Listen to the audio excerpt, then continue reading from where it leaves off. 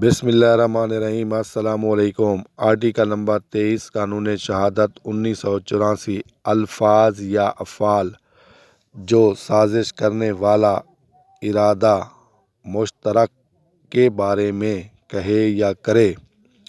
Article number 23 قانون شہادت 1984۔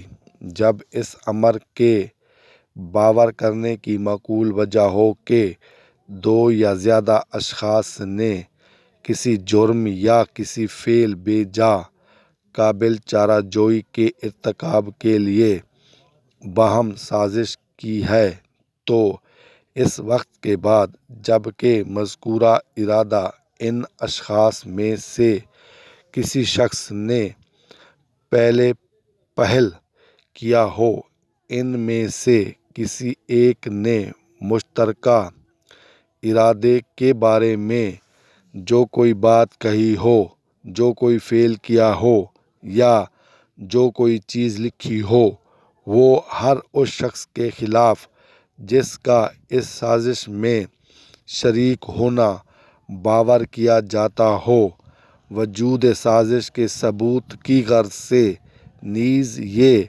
ظاہر کرنے کی غرض کے لیے کہ مذکورہ شخص اس میں شریک تھا، واقعہ متعلقہ ہے۔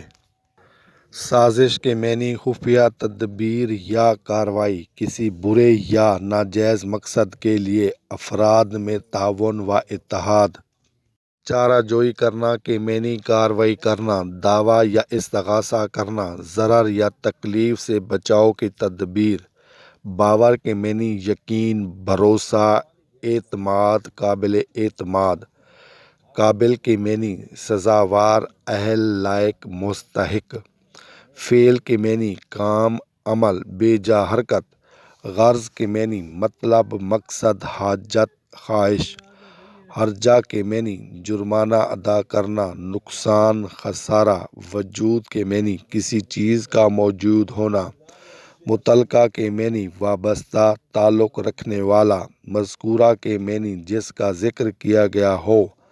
امر کے معنی حکم، فرمان۔ ارتکاب کے معنی کسی فعل کو مکمل کرنا۔ جرم کے معنی گناہ، قصور، خطا، خلاف قانون کام کرنا۔ معقول کے معنی سمجھ میں آنے والا، عقل میں لایا گیا۔ مشترکہ ارادے کے معنی ایک جیسی نیت رکھنے والے اشخاص۔ ثبوت کے معنی ثابت کرنا۔